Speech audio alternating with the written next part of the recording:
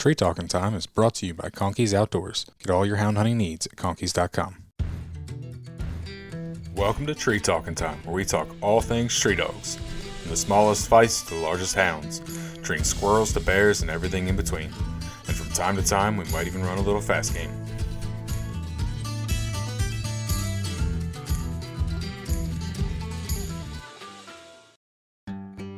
Need reliable housing for your animals? Animal Housing Solutions in Mayo, Florida builds custom coops, kennels, and shelters that are strong, durable, and designed with your animal's comfort in mind. Whether you need a large-scale kennel or a small custom chicken coop, they've got you covered. Quality craftsmanship, great service, and solutions built to last. That's the Animal Housing Solution promise. Check them out at Animal Housing Solutions on Facebook. Animal Housing Solutions, where your animals come first.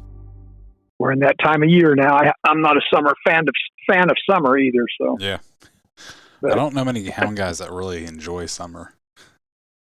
Yeah, well, probably the big game hunters. I don't know if they enjoy the weather, but that time of year. I know a lot of them just like summer because of the fact that they're allowed to run. Like Wisconsin, Michigan. July rolls around and they're allowed to run again. So, but yeah. I'm sure all of them would prefer to run a different time of year if they had a choice. Oh, yeah. We used to before they, when I was young, we could hunt year round. There wasn't any seasons on anything. I think bear 68 or 69, they put a season on bear, but it wasn't till like 77 before they put a bobcat season on us out here. So we could just hunt year round, stay in the woods all the time if you wanted to. That's awesome. Did you hunt year round back then? Oh yeah. Now what's your seasons like now? Our pursuit season opens September 1st and it runs until, that means you can just chase, no kill. Mm-hmm. And then the kill season for bobcat and fox open and coon. Well, no, coon opens November 15th for kill season, but bobcat and fox, well, fox is opening earlier now. I keep forgetting that. But anyway, bobcat kill season opens December 1st and runs to February 28th. Okay. And then coon season runs till March 15th, and then that's it. You're supposed to stay out of the woods, but I still go out and exercise and run them for a few miles to keep them from getting fat and soft, Oh, absolutely. No, I mean, that's the one thing I really do envy about, especially Western guys, but there's still people like West Virginia and some other states that have a lot of national forest, but just the amount of like access you guys have to big tracts of land and where you can just road dogs and exercise. And so even when you're not trying to hunt, just keeping dogs in shape's a lot easier. Yeah, it used to, of course, that's changed a lot too. We got the timber companies have put it up more and more gates. So probably half the country I used to hunt's locked up now, That sucks. So you gotta, kind of figure out how to stay around that. You can usually walk in, sometimes you have to, but oh yeah. They put the friggin' gates up everywhere. We got the national forest down in Roseburg here though. It's about an hour's drive up okay. to it. So, not too far away. Gotcha. So mostly what you hunt is paper company land? Well, no, actually, BLM land's what I hunt mostly. Okay. Public land, but they got Weyerhaeuser started giving out permits so you could hunt in there, and they let dog hunters in for about maybe 2 or 3 years. Then they kicked us out. I think the bow hunters got upset with us being in there in the fall during the pursuit season, Mm-hmm. So you can't buy a permit for that now. I mean, you can buy a permit, you just can't hunt your dogs in there, Yeah. So, and then a lot of the other timber companies, some of them will let you can walk in. Their signs up will say no vehicles, but they allow you to walk in, Gotcha. But you know how that is. Hounds, it's usually if you're walking in, it's to a tree, Yep. It's getting harder and harder everywhere. I can't just tell. I got a grandson, 12 years old, hunting with me, and telling him what it was like when I was his age. It's just just so much different. It's just unreal. Well, what was it like when you were 12? Oh man, all the Well, all the roads and stuff around that we hunted and stuff were, most of them were mud. You couldn't get in the hills without a 4-wheel drive. Mm-hmm. I mean, and you could go and you didn't see anybody else. And then now all of them, they've made them, be in the environmentalists, whatever, they have to, if they're going to log, they have to gravel the road. Mm-hmm. So almost all the roads are gravel, and you'll be up in there and you'll run into people in vans and everything else, back up 50 miles from nowhere, Yep. just more people. And, that kind of takes away from it a little bit. I always kind of like being up there by myself, or just a few people sloshing around, but mm-hmm. you don't even, actually, I've had a 4-wheel drive, but you don't, a guy could get by with a 2-wheel drive pickup now because the roads are so good, Yeah. Unless it snows, then you got to have a 4-wheel drive. But I understand. Do you get a lot of snow? We used to get quite a bit. I'm at here in Oakland. We're at 500 feet, and it's just pretty much up from here. When I go up like the national forest and stuff, you get up there, you can get up to easy up to 5,000 feet above sea level. So jeez, that's quite the difference. You can get in the snow. Yeah, it is. I'm on right off I-5, so I can go to the coast or up in the Cascades, and the coast are 1,000, 2,000 feet hills, but it's a lot brushier. The brush is a lot thicker and stuff. It's actually a little rougher hunting, I think, than the Cascades, but Cascades have plenty of rocks, which is a pain in the butt. But yeah, I hunt both, so it just depends on where I think I can find one. Yeah. You're running mainly cats, right? Yeah, bobcat and fox right now. So I started running fox about, 10 or 15 years back when the bobcat population started to decline, Okay. When I was young, we used to be 70s and 80s. You could go out and hit 3-4 bobcat a day, I mean, cold tracks, but you could hit several tracks a day, and now you go out and you're doing good to find one, so mm-hmm. it just, that's another. And of course, that part of that's because they stopped the cougar and bear season in '92, and of course, the guys that still wanted to hunt switched over to bobcat. So that increased the pressure and keeps them thinned out. It's an adult cat around here usually weigh around 24, 25 pounds. Mm-hmm. And it don't seem like I can hardly catch it. That's a full grown. I don't hardly catch a full grown anymore. Seems like they're all more like around 18 pounds. Just they don't get a chance to grow up, basically. Yeah. So that's Now, when you were younger, did you bear hunt and mountain lion hunt? Yeah, I did a little. We always we started out coon hunting. My dad, like I said, he was from Oklahoma, and his dad coon hunted back there during the Depression. And when Dad come out here, he coon hunted, and then of course, a lot of people coon hunted, but then there was lots of bear and cat hunters. So the guys we were hunting with at the time run bear, so we run bear for a while, but it didn't seem like we could ever get a dog with the grit to make a good bear dog. And then my grandpa sent us a black and tan blue tick trig out here in about 69 or something like that. And man, he made a dandy cat dog, and so we've been cat hunters ever since. Okay, that's pretty cool. Yeah, it's just a kind of, I think we'd have had some bear dogs, we might have ended up being bear hunters. But I still bear hunted after. I had some bobcat dogs they weren't bear dogs, but they'd tree a bear here and there to kind of keep it interesting during the off season. A little trashy, huh? Yeah, so that was nice. But I always cull for the bobcat dogs. If they didn't do good on bobcat, I didn't keep them. I'd sell them to bear hunters and stuff, and just keep my eye on the bobcat dogs. Yeah. What do you think it takes to make a bobcat dog? Well, to me, what I personally like, and I think a lot of guys have gotten away from this now, but they got to have a coal nose. You got to be able to move a track and run it fast enough to tree it, and then they got to be extra good locators because bobcat will jump 12 feet up on the side of a tree.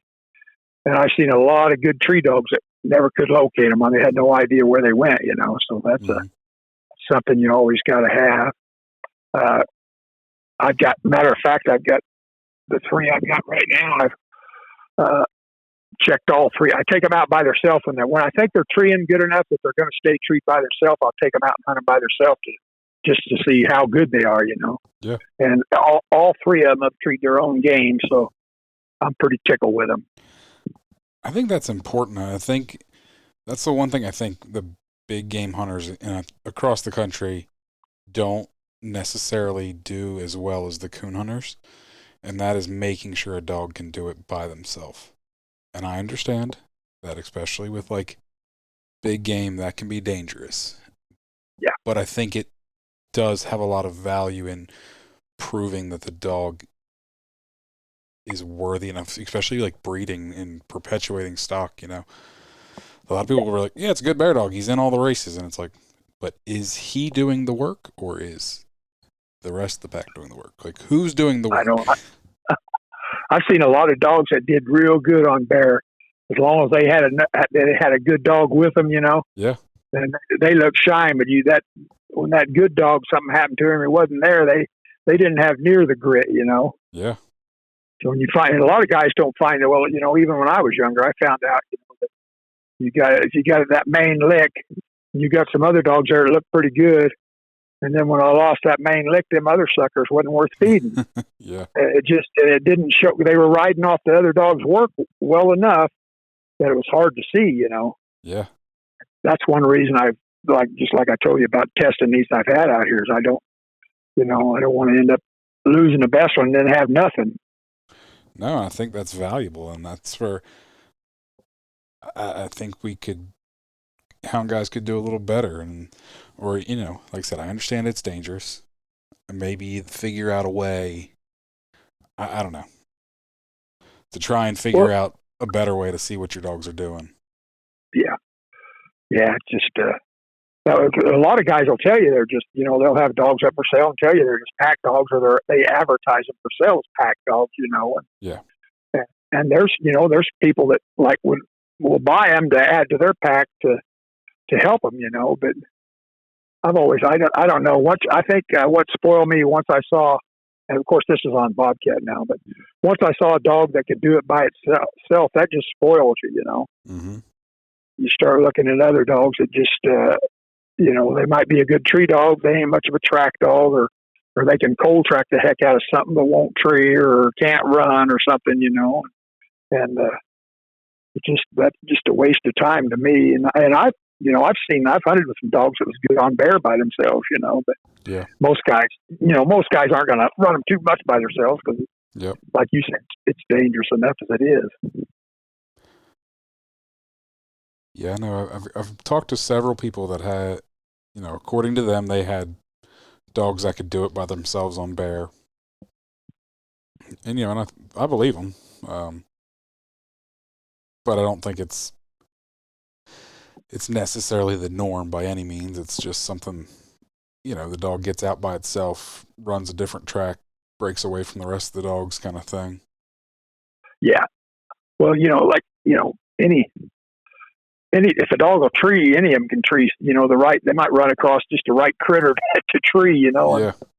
That dog looks pretty good, and then they go out there and get after something that's a little rough, and they show their true colors. I've had bobcat dogs over the years that I've had them that might tree a 2 or 3 a year. I've had them at tree a dozen, and then I've had them tree 30, 40, or 50. And so there's different levels of everything: bear dogs, cat dogs, whatever. Absolutely. And some guys, I've seen a lot of guys that if they got a pretty decent dog, they're just happy, and there's nothing wrong with that, Yeah. That's what they want to hunt. That's fine, but I've sold good ones that I didn't like the way they might have treated game, but I didn't like the way they did it, so I sold them, and start me something else up. But it's just that's just the way I am. I've had several of them that were that I sold because they were what I call part-time tree dogs. They would tree, but I mean, on some of the rougher bobcats, the ones that jump higher or whatever, they couldn't locate them. So that I didn't put. They were good dogs, but they weren't good enough for me. So I've had several like that I sold. But yeah, if it goes up, I want them to be treeing on it. Absolutely. That's kind of the point of having the dog. They're supposed to run it, locate it, and tree it. Yeah. It's just, but people being people, everybody's got their own ideas about stuff, So Oh yeah. A lot of guys out here they run about, I don't know, I could probably 6 or 7 or 8 dogs in a pack now on bobcat, Yeah. And, that doing that, you don't have to have that one that does it. But I can't even handle that many dogs. It's just I'd pull what hair I got out left if I just can't do it. I just can't handle that many dogs. It just drives me nuts. I understand. You can handle them easier. You can hear them. You can tell what they're doing. Things like that. And you get. I think the most dogs I ever saw on one track was we were bear hunting. It was a club bear hunt back in the 70s. We had 22 dogs on a bear, and it was just a roar. I mean, you couldn't tell nothing. Oh yeah, it was just a roar, but it sounded good. But oh, I know exactly what you mean. Literally the first day I ever bear hunted, I was hunting with. I really wasn't good friends with them at that point. Now they've become good friends of mine, and we ended up kind of linking up with this other group, and because the other guys we were hunting with, he's like, "Oh, I know these guys; they're good guys," and I don't know any of these young guys that we were hunting with, but there was probably 15 people and 25 dogs, and the best part was they slick treed. Oh man! Like I said, the first day I ever bear hunted. So it was quite the experience. Yeah.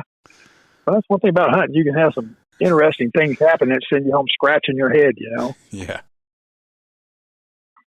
When I had that a lot on cat hunting, I'm wondering what the heck they did. Yeah, I'm sure. That's part of the fun, though, trying to figure it out. Mm-hmm. Well, before we get too much further into this, Robin, why don't you introduce yourself? Oh, I was thinking about how to do it. My name is, I live in Oakland, Oregon, southwestern Oakland, Oregon. My name is Robin Powell, 71 years old. I've been hunting since I was 7, and I don't think the bug didn't really bite me until I was 9. And I've been hunting ever since without any breaks. I never got Vietnam ended before I graduated, so I missed that. And I got married once for a couple of years, and I cut down to like 1 day a week, but that didn't last long. So I've never, mostly every weekend, holiday, anytime. Of course, now I'm retired, so I go whenever I want. But I've always kind of been a one-trick pony and got these old hounds and stay in the woods as much as I can. Yeah. It's kind of a lifetime occupation, I guess you'd say. And I can see, unfortunately, the end coming, but I don't think it's going to affect me. I think, of course, the guy doesn't know how much time he's got left, but I think I'll be able to enjoy it till I can't go anymore, Yeah.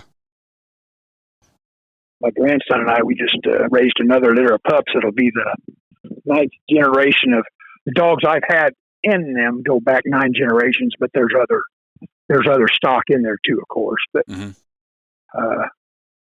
I'm hoping to get a good one, I mean, you can have the best dogs in the world, but still you got to pick the right pup and hope you get, I've got the last few litters I've been getting several pups that are making it, instead of just like 1 or 2, I'm getting roughly probably at least about half the litter that's making good dogs on bobcat and fox. So that helps when you go to pick one, Absolutely.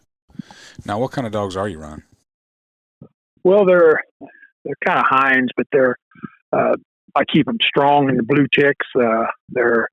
This litter that we just raised, my female is a half red bone. She's out of, Mark Bates's red bones in Montana. her dad was, and I bred him to I got a blue tick bitch that has got a lot of Smoky River on her dad's side, but her mom's side is my old stuff. It's blue tick, black and tan, Walker, running dog. So these pups here actually have red bone, black and tan, Walker, and some running dog back in them. So they got about everything in them. But they come out. I think surprisingly, we got 5 black and tans, and the black and tan that they took after was he's 4 generations back. His name was Loner. My buddy J.C. Freeman owned him, and he was a big old half Smoky River, half McDonald hound. And I mean, a lot of these hunters out here that run these running dogs probably look at him and laugh, and had the ears about dragged the ground, had a mouth like a freight train. But he drifted track, boy. I mean, was just about as good as bobcat dogs get, you know. Mm-hmm. And anyway, that's where the black and tan color come out on several of these pups. So hopefully some of his traits too, you know. Nice. What's the sire of that litter? Pardon? What's the sire of that litter? He's actually Reba's the mother, the red bone. The dad is a dog I call Rico, and he's out of my blue tick Jip, and guys from a man named Willie Sutherland in California that runs cat. Him and his dad have run cat and fox for generations. So, and they do a lot of crossing on the running dogs, you know. So anyway, for whatever reason, when I crossed her, I mean, it really clicked on my blue Jip. So I've been trying to, once you find a cross that clicks, I've been trying to kind of hold close to it, you know. So this was a half brother, half sister cross? Yeah, half brother, half sister. Okay, nice. And I think that's why that black and tan 4 generations popped up, because it's on both sides and stuff. Yeah, you get to see some things way back there that you wouldn't get to see on outcrosses. But yeah, they just I wouldn't call them super dogs or nothing, but they strike, they cold track, they run good, tree good, just good, well balanced dogs. And the males, they drift a little more. My little female, she's a tight track dog. She has to have scent to move forward. Okay. And when the males dead end, they'll take off and just go looking, Mm-hmm. A lot of guys probably think, "Oh man, that's great, that's that," and it is sometimes. But I can't tell you how many times she stayed there where the track got spoiled or whatever. Next thing you know, you hear her jumping and going out running, and they're busting butt trying to get back in there, Yep. But it's kind of, most of my dogs have been more like her, tight track dogs. When they get a cat jump, they run it like they're tight to it. There's no swinging or anything off track. They stay on it. Mm-hmm. And the running dogs tend to overrun a little bit, swing a little wide sometimes. But mine aren't real bad at that, because I've had some that were, and I don't like it because I sell them. But if they're smart enough to come back to where they made the lose stuff, that's important too. They'll get their butts down these old roads. These old roads start drying out. They'll get down the roads a lot better than my Reba will. Mm-hmm. Now, it's I've always kind of heard, like, especially up there for bobcat dogs, a lot of guys run running dog crosses, and I know you said there's some way back in there, but is just that overrunning why you don't tend to have a lot of that in your dogs? Yeah, they're not really track dogs to me now. I mean, I know a lot of guys argue that they're not track dogs. That's how they get it. That's why a lot of them want. This is my opinion, but that's why a lot of them run, 5, 6, 7 dogs, because you got them out there. They're swinging, boy. They're looking all over the place, And when the dog picks that track up, finds that track, every one of them other dogs just bombs to him, and that's how they work a track, But my dogs are a little more independent. If they find a track, the other dogs are going one way, and one of them thinks it went the other way, they go the other way, They do on fox. I get a lot of split races because in fox travel together. Male and female stay together a lot, and my dogs split up quite a bit on them. But the good thing about it is at least one of them usually trees something, Yeah. So that's one good point. But yeah, I think back when I was young, you saw a lot more guys that just had go by their yard and they had unless they were bear hunters, they had like 2 or 3 dogs tied up out there. They just didn't run the big packs they do nowadays. From what I've seen in my area, I mean, maybe I could be wrong, but just nowadays it just seems like guys run bigger packs. Mm-hmm. And a lot of them will tell you they like the noise, they like the race. Yeah. Screaming, which I can understand that. But I've hunted one. I've had several years where I just hunted one dog. But the only bad thing about that, if something happens to him, you're out of business for a while. Yeah, for sure. I hunted my raisin dog, but she's 12 now. She's done hunting, but I hunted her 2 or 3 years by herself, and she treated everything by herself. I wouldn't call her a top dog, but she's just a good one that could treat game. She wasn't as good as her mother. Her mother was a little English-looking thing I call Cheyenne, 45 pounds. She just did it all, she was one of the best female I ever owned till her granddaughter here come along. So I usually stick to males. I prefer males, but I mean, boy, if you got a good female, they are worth their weight in gold. Yeah. Why do you like males over females? I think they just hunt. I think they're harder hunters. Okay. It just seemed to me like most of them I've seen, they just go harder. Of course, they got some other faults too, but I mean, but as far as hunting, they just hunt harder. Some of these, like my one dog I call Romeo, that sucker killed himself to catch something, And Reba, she's a little more cautious. She thinks a little more, Yeah. If Romeo was running out over a cliff, she'd stop and say, "I don't think I want to do that," So yeah. But Conkeys Outdoors is proud to be a sponsor of Tree Talking Time. Family, hunting, tradition is the Conkeys motto. They understand the importance of passing down the tradition of hound hunting. They are a family-owned business that treats you like family. They also understand the importance of having the gear you need when you need it. Conkeys carries everything for your next hunt, and it ships to your door quick. They also offer great warranties on all tracking systems and financing options. Check them out at conkeys.com. You can also use the code TreeTalkingTime5 in all caps to save as well. Whether you hunt squirrels or coon, the World Tree Dog Association is your home for tree dogs. With a focus on family, fair competition, and growing the sport, the WTDA offers events for everyone, from your first hunt to top-tier competition. Some upcoming events are the Jerry Cowan Memorial Coon Hunt. On August 8th, the deadline is 7:30 p.m. and it will be held in Western Grove, Arkansas. Next is the Missouri State Squirrel Hunt, Bench Show and Train Contest on October 17th in Doniphan, Missouri. And last is the Indiana State Hunt. The Coon Hunt is Friday, October 23rd. The Squirrel Hunt, Bench Show and Train Contest are Saturday, October 24th in Brookville, Indiana. If you have any questions about any of these events or hosting your own WTDA event, call Kevin at 870-204-4829. So what's the best dog you've ever had?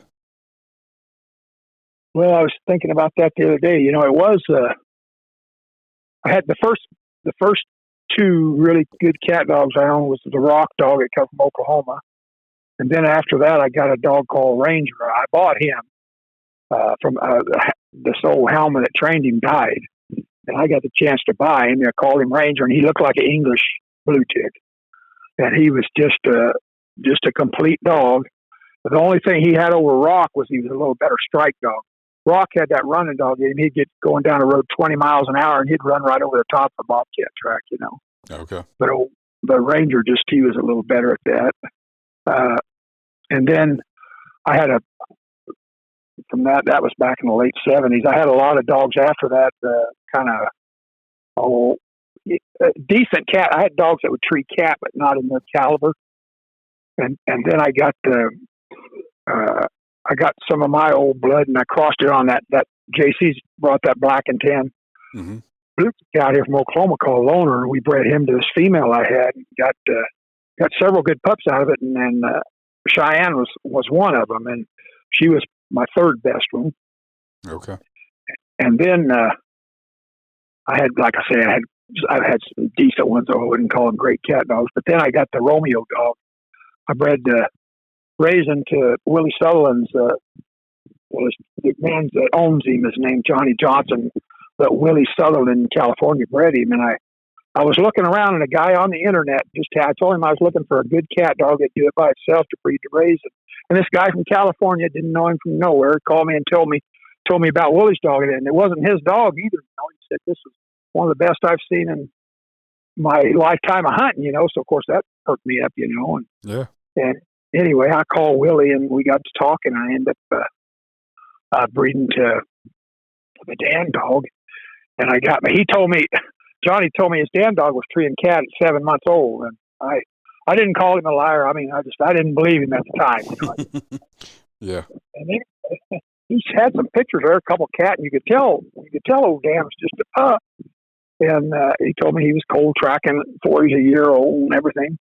And I just figured he's exaggerating. Anyway, when I got Romeo, I found out he was just I had 2 dogs raising and a red bone, and he just started cold tracking almost from the get go. He had a better nose than both of them, and I hunted him till he was 8 months old. The dogs treat this dang lion. And before I got there, I heard this other dog start to bawl, and I said, "Well, who the heck's that?" It just kind of threw me off. And then I realized it was that pup, and he was only 8 months old.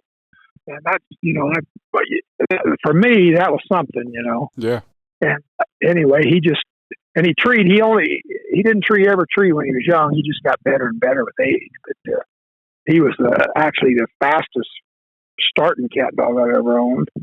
Nice. And so I figured, I'll never own another one like him. My time's about out. But anyway, I kept making that cross.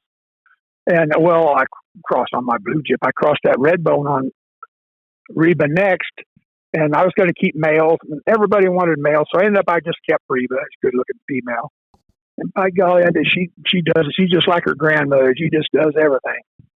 So then I figured, my luck's done for. So anyway, we went back and we bred Dan and Raisin again and got 8 pups. And I kept a couple, and I give a couple to my friend that wanted to try them on big game. In the meantime, I sold the one I had, both of them I had to a kid, and one of them finished out and made a good one. And I got my buddy Kevin. He took his. He had to work a lot, but anyway, he didn't get the pups out till they were 10 months old. And this Rico dog, he said he was just crazy spooky. And he asked me if I wanted him back. And I said, "Oh, you bet." So anyway, I got him back and messed with him for a little while. He was 10 months old. And I got him going. He didn't look too good at starting out. Of course, he'd never been hunted. Mm-hmm. I got him going a little bit, and then we ended up, the dogs treated another dang old long tail. Before Liam and I got there, old Rico was sitting down hammering the tree, I said, "Son of a gun," so that enthused me about him. I can't, he's not even 3 yet, but he does everything, Nice. And I just, it'd be really hard out of those 5 to pick the best when they're pretty, I mean, there's small differences, Yeah. but all of them are just good, solid dogs. But I think that my little female, that one I call Cheyenne, she was probably the most pleasurable dog to hunt. You didn't have any problems with her. She didn't trash. If you were in the hills, if you didn't have her on the box, she had her head out of the box hunting. She wouldn't, as long as you were in the hills, she was hunting, Mm-hmm. But she wasn't real fast. If she wouldn't impress nobody, if you went out with some of these guys, where them running dogs, she'd be trying to keep up in the rear. But if you'd seen her by herself, then it's a whole different story, Yeah. But it's, like I say, Rock and Ranger were the best I had for years until, when did I get, Cheyenne was she wasn't born until 2003, so I went a lot of years ago. A lot of years. Yeah. Yeah.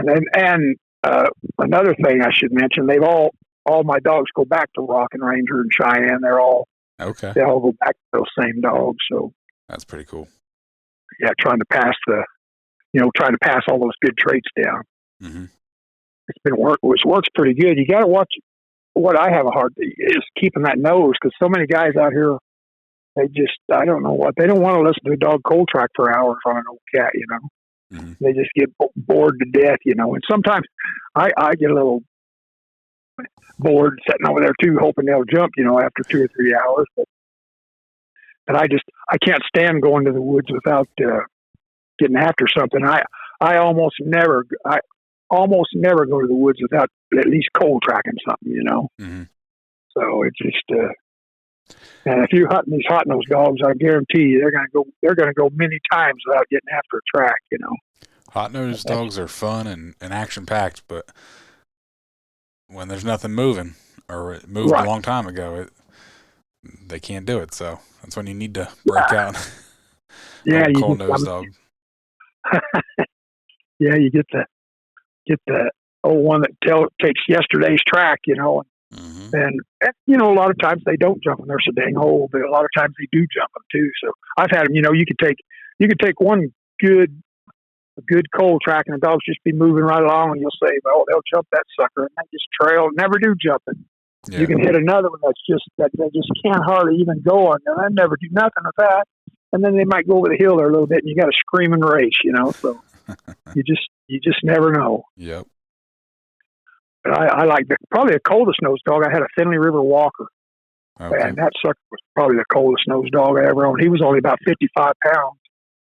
But what I ended up selling him he was a good tree dog, fast, cold nosed. But when I hunted him by himself, he swung too wide off the dang track. Mm-hmm. He'd make a lose, and then he'd look over there on the horizon. I bet that cat's over there a couple ridges over, And, but if you had a dog to hold him in there, I had another young dog there I had for a while, and he wasn't much of a dog, wouldn't tree him, and he was fast, but he would stay on a track, and he would hold Hunter.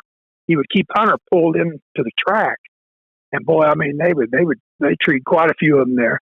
But I couldn't see. I didn't like that dog. He wouldn't bark on a cold track, wouldn't tree. But I mean, his claim to fame was running and just hanging tight to the track. But I didn't keep him. And then when I hunted Hunter by himself, the old sucker just if you got a cat that ran, I think he was off the track more than he was on it. Yeah. If you had one that lined out though, one to stretch out and run, well, that's a different story. But it just that's kind of why if I see one that's going to run too wide and stuff off the track, I'll usually sell them, But a lot of that's all in a person's taste, Oh, yeah. If you put him in the right pack, he's probably real valuable. Oh, yeah. Look like $1 million with the right dog. I know a buddy of mine was hunting with a friend of his, and he had my buddy with the black and tan, his friend had the part running dogs. And he said they were running this old cat, and the dogs were a long ways off, and one of them dogs popped up in the road there by him. I mean, he was running and looking, but his buddy, man, I really like that. My buddy JC, well, I'd shoot that son of a gun, But yeah, it's all a matter of taste, Oh yeah, trust me, I've been to the woods with dogs that I would not feed plenty of times, but they suited other people. And heck, yeah, I've been to the woods with high-level competition coon dogs that have won a lot of money, and they would not eat my dog food. They're just not my style dog. Yeah, so I've seen a lot of. I guess you'd say they're registered and out of competition blood, but we bring them out here, and the number one thing I bet a guy almost anything. One of the things they're going to do is slick tree a lot. If something brushes up, like a cat or a fox brushes up against a tree, man, them suckers want to sit down and tree. I've gotten rid of several of them that did that, and a lot of them are they're straight line track dogs. A bobcat, when it's feeding out there, it's doing figure eights, going back and forth on its track, and all kinds of stuff. And a lot of them registered dogs, what I've seen to me, they're only going forward. They ain't going back. If that critter ain't going forward, it's gone. They just lose the track, Yeah. It's a very different track than what they've been bred to run. Yeah.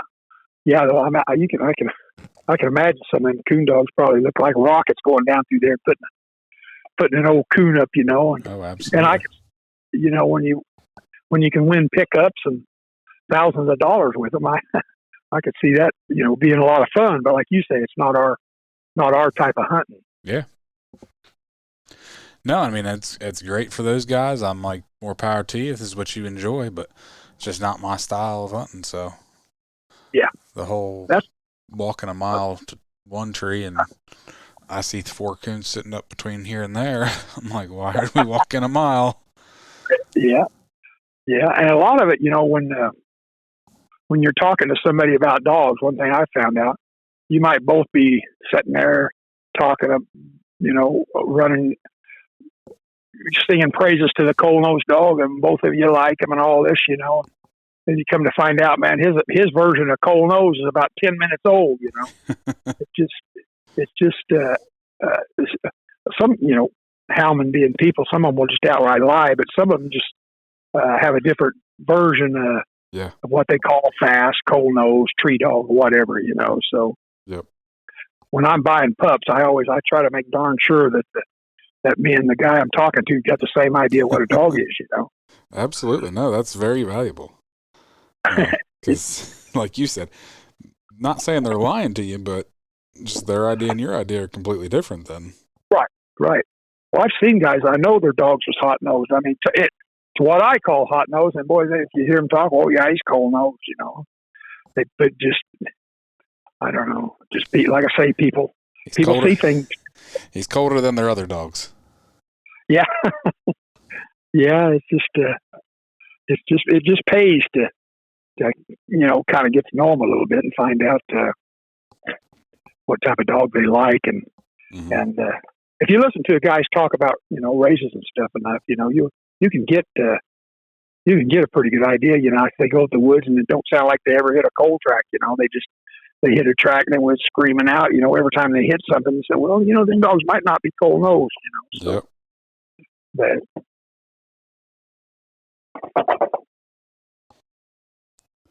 well, you got any good stories for us? I've probably got a lot of good ones. I don't know. I wrote an article in Full Cry back when, God, I just forgot their names. Danny owned it. Yeah. And Jason. Mm-hmm. I wrote one in there about my grandson and I were out hunting about 3 years ago. Anyway. What issue was that in? Do you know? I've got it put up though. I want to think let's see, the hunt, it was in October. She didn't get it in there for 2 or 3 months, so it might be like December or January, something like that of what the hell is this? 2023, somewhere around there, 24, 23, about 3 years. Yeah, somewhere around there. But anyway, we hit this track and the dogs cold tracked it up and tracked off in a canyon, got jumped, and they run down there and bottom of the canyon, started baying, and we didn't know what was going on. So I told my grandson, maybe they got an old fox. A lot of times they can see them fox, they'll tree down low enough. So maybe they got a fox up. So anyway, we take off down through there and get this open timber, pretty good walk. We get down to the son of a guns, and they had a friggin' cougar bait out on the end of a log. Oh, geez. I told Liam, oh, man, and we can't run them, legally. Yeah. So I started screaming. I wanted to get a leash on him. Well, anyway, that spooked the cougar. It jumped off the end of the log, down the mountain it went. Got off down there, and they bait up again. I think, it was under a log that time. But anyway, we took off down through there to them, and I seen where something had scratched in the ground there. And I didn't think much. It looked like a squirrel scratch or something. I didn't think much of it. So we walk right over it. Man, all of a sudden we got dive bombed these yellow jackets' nest. Oh. They hit us, man. And I'll tell you, we took off running. It was in October. It was kind of cool. So we had heavy shirts on. So when they hit us, where they was getting us like our face and our hands, and I think they got her up under my waist around my belt and buzzed me. But we run down through there trying to get away from him. My grandson, for some reason, he took off, cockeyed off to my right. Next thing I heard him, Papa, help me. And I turned around, I looked. He jumped over a log and he was hung up he got snagged on a log, and them old bees is zapping him, So I run back over. I run back over to him, and I took my hat off and I was swatting him away, and I ripped him off the log and took off running. We kept going, got down there quite a ways. And stopped. It seemed like it let up a little bit, so we stopped. We was looking at each other, all the welts and stuff we had over. And I turned him around. He had on a red jacket. I turned him around, and he had about 30, 40 bees stuck to his back. They were all trying to sting him through that coat, Oh, geez. Oh my God! They couldn't get to him. I just smashed the hell out of him. But anyway, after that, we remembered what we was doing there. The dogs was bait on the creek down there for the third time. They was bait up down there. So we slipped off down there, and they had the cougar sitting on the ground. It's one dog on one side and the other two on the back. And I slipped in there, and it was watching my one dog. And I got Romeo and Reba, and I got them on a leash. And then Rock, he come running around to me. Then I got him. And that old cougar, it was give out by then. Why it wouldn't tree, I don't know. Just sat there and looked at us just for a minute. And it turned around and just kind of trotted on down the creek. And we kept a hold on the dogs and got back up on the hill and sat down up there till we got kind of rested up. And the dang old bee bites was just itching. They hurt after a while. But Oh, yeah. we sat up there for a while, and then we headed back out. But that was probably one of the more exciting hunts we've been on in the last 2 or 3 years, But luckily, my Romeo dog I don't know if it was a claw or a tooth, but he got right between the eyes. It peeled the skin off of him, So he got pretty close to getting hurt. But that's only the second cougar I've ever caught bait on the ground in my life, But I don't hunt them or anything. But Yeah. But the other one was like a half-grown one, so it wasn't. I've had friends that got their dogs killed on them. Jeez. They big old Tom would bay up or something, and one of them get too close, and it was over with. So I was tickled to get that over with. I found your article. Now I'm going to have to go read it. It was in the May of 2024. Longtails and yellow jackets. That's it. Yeah. Yeah, that's it. I used to. I don't know if you knew it. Back years ago, I used to write a lot of stories back when the Walkers on Full Cry. Okay. And Seth Galt, I want to say. Yeah. Yeah. I wrote lots of stories when I was young back in. Well, I just so happen to know the new owner of Full Cry, and I know that he would love for you to write some more stories. Oh, yeah? Yeah. I just happen to know him. So, for anybody listening out there, make sure you subscribe to Full Cry. Hey, did you check on my subscription by chance? Yeah, you're good, I think. Okay, well, when I'd re-upped my subscription, and I got just one issue before they shut down. I didn't know what happened, So you and everybody else. Yeah. So yeah, I was surprised. I was going through what Facebook, and I seen it. They sold out to you guys. What they said, you'd hope to look forward to getting a chance to buy it, or a dream come true. I don't know about a dream come true. I don't know. I guess in some ways, it's funny. Probably 3 or 4 years. No, it's even longer than that. It was probably a couple years before Danny and Jason got Full Cry. Me and Jason had a conversation about the hound magazines and kind of what we wish what was out there. Yeah. And then it just kind of happened to work out. And I'm actually the one that told Jason that Terry Walker shut down C&H Publishing, and then I honestly thought Buddy might be interested. And that's why I told Jason, because when I found out, because I was writing for him at the time, so and Jason told Buddy's like, heck no. But then Danny was like, we should buy it. And so right from the get-go, I actually had a lot of knowledge of the deal before the public did. And so, and then even I wrote up several articles for them and was kind of helping with some social media stuff last year. Yeah. And so then I'm messaging them. I'm like, what's going on? I'm like, getting a lot of messages here. Like, what am I supposed to tell people? So I kind of have always had ever since they got it, kind of a little bit more information than I would say most, which is kind of how I ended up with it. Yeah. I was like, well, how do, you guys are going to go back. How do we keep this thing going? And, I'm like, how can I work for you? Or how can I help you? Like, it was not a, how can, I want to buy this by any means. That was not Oh, the plan, oh, but that's kind of kind what of it turned into.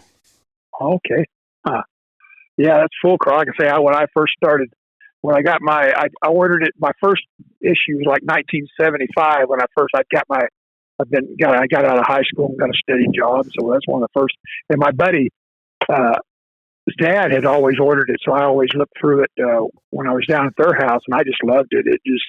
It was a what what impressed me about it. It seemed like it was everybody's magazine. I mean, like it belonged to the readers. I guess that's how I want to say that. Mm-hmm. But you seen they'd print. I was nobody, and they'd print my articles and other guys' articles, and they print stuff from little kids. It just I don't know. It just kind of like a homegrown paper or something. It just kind of. I think most people fell in love with it because of that. No, we're always looking for good submissions, and like I'm sitting here looking at the new issue that's in the mail right now, the May-June issue, and there's an issue by a 12-year-old girl in here, like you said. And I think it's great. We need more of that. But then there's issues, or there's articles from, older guys remembering hunts from the 70s. Newer, like hunts from the last couple years. So you get a good mix. Yeah, that's kind of the whole point of it now. This is, to me as the new owner, like I want there to be coon hunting articles. I want there to be plenty of big game, Western hunts. I want there to be squirrel dogs. But what that takes people submitting articles. I mean, there's a handful of writers that I write regularly, but it does take more than just the regular writers. So. Yeah, the more people, different ideas and things like it makes it more interesting. Even if it might not be your cup of tea, but it might be the next guy's cup of tea. So it makes it interesting. And I can remember some of the old articles from the earlier Full Christ. The historical ones where they'd write, Ben Lilly or something about the Lee brothers or Goswick or things like that was really. Because I really love listening to guys that know what they're talking about. You get the guys that have been there and done it and stuff. You can learn a lot, boy. I mean, just by listening and listening to what they have to say and what they went through and stuff. Mm-hmm. Absolutely. And I hunted with. There's an old man out here I hunted with back in the '70s. He's passed now, but he hunted. The Lee brothers come out here. Down here at Myrtle Creek, and it must have been in the 40s or 50s, but they come out here hunting for a while. And he said, Don was telling me they were always trying to get him to come to Arizona and hunt with them. But I just kind of soak that type of stuff up, Yeah. No, I love hearing the old stories, and definitely always going to be a place for that in Full Cry as long as I own it.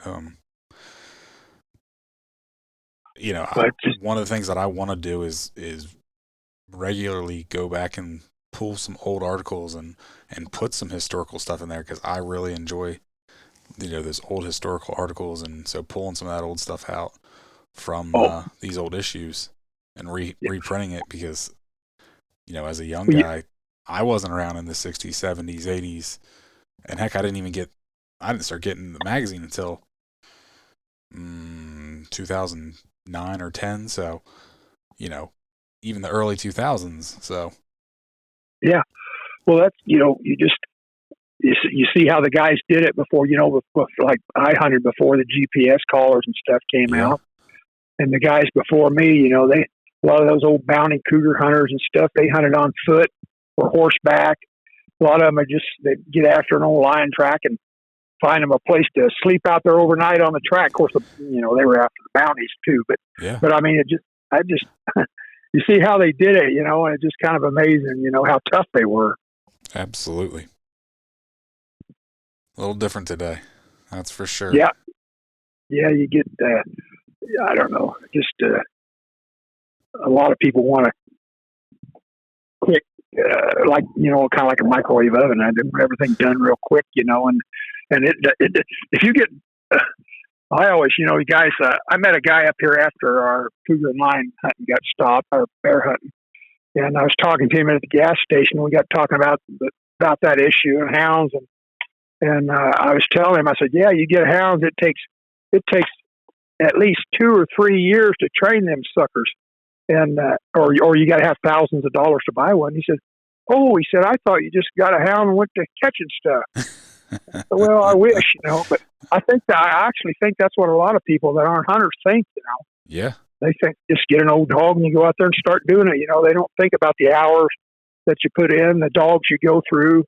But most dogs don't make it, so you're trying dog after dog, and then you get a good one and it gets killed, and there's just so much stuff that goes into it. It's a wonder everybody don't quit after run of bad luck or their old dog dies or something. Well, not only that, just like you said, you get a dog, it takes time to train it, but then even once it's trained, you still have to keep it in shape. You still have to make sure you're hunting even in the off season, or even at like in your pursuit season, getting ready. You don't just take it out there opening day, right. You're a deer hunter. You go out there, you pull your rifle out the week before season opens. You go out back, you sight it in. Voila, we go out to the woods, right? You're a bow hunter. You go out there, maybe a week or two, maybe a little more if you're serious. Shoot your bow a little bit in the backyard, get ready.